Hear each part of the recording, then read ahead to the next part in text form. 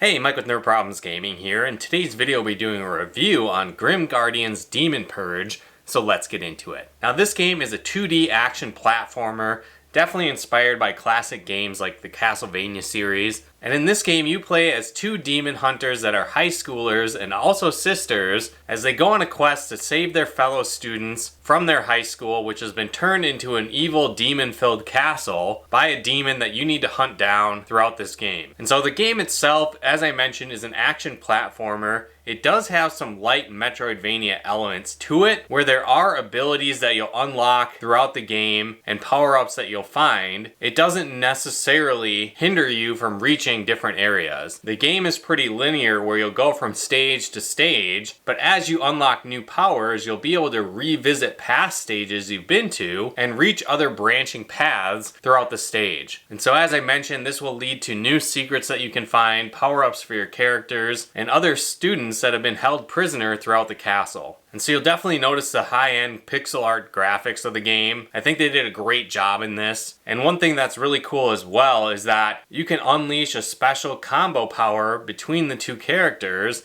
And when you do this and it successfully hits an enemy, it actually transforms and reveals where you're at in the actual high school, kind of dispelling the demon castle background. And so I thought that was a neat touch to the graphics of the game. Now you'll play as these two sisters, and each one has their own unique powers. One of them uses a machine gun and is more of a ranged fighter, while the other sister uses her special origami powers to unleash devastating melee attacks, like swords, scythes, and much more. And so each character does have a really distinct feel to them, and different advantages and disadvantages. Where the melee character, for example, does a lot more damage and can break through shields with her weapon, but obviously you put yourself in harm's way using close-up melee attacks, and her life bar is a little bit smaller. Compared to, again, the ranged character, where you're able to shoot off ranged attacks rather quickly, but you are using a gun, so it does need to be reloaded, and it doesn't quite get through shields like your melee character does. And you're able to switch between these characters on the fly, which can allow you to access new areas of the stages, find hidden secrets, and utilize your powers to your best ability to take on the hordes of demons and intense demon bosses. Now the story itself is pretty quirky and has that over-the-top anime feel to it. So you'll be rescuing the other girl students throughout the school, and as you do so, you'll unlock new powers for your characters. As I mentioned, you'll fight off challenging bosses, and so these were definitely a lot of fun. But another neat feature is that you are playing as two characters, so if one of them dies, you're able to revisit where that character died and revive them, adding them back to your team. And so the game does have some different difficulty modes to it. I played through on the veteran mode, which was the hardest setting, and that really reminded me of classic action platforming games, again like Castlevania,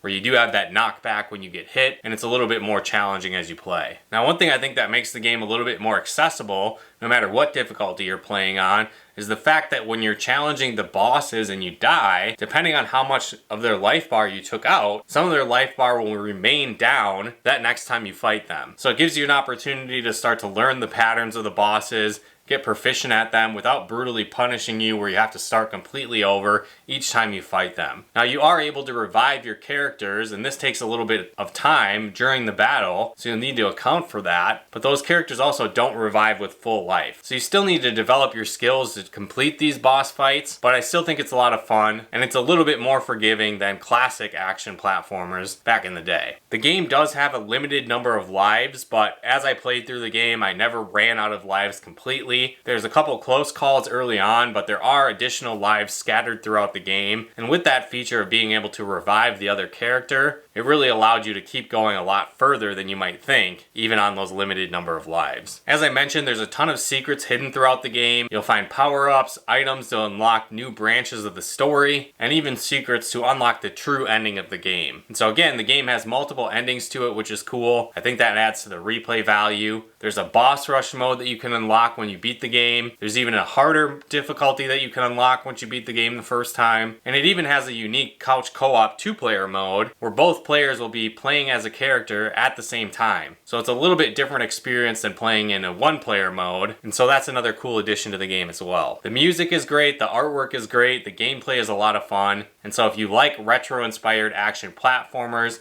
with some more quality of life features present in most modern day games, I think you'll really enjoy this game. But let me know in the comments below if you've played this game before, if there's other great action platformers I should check out.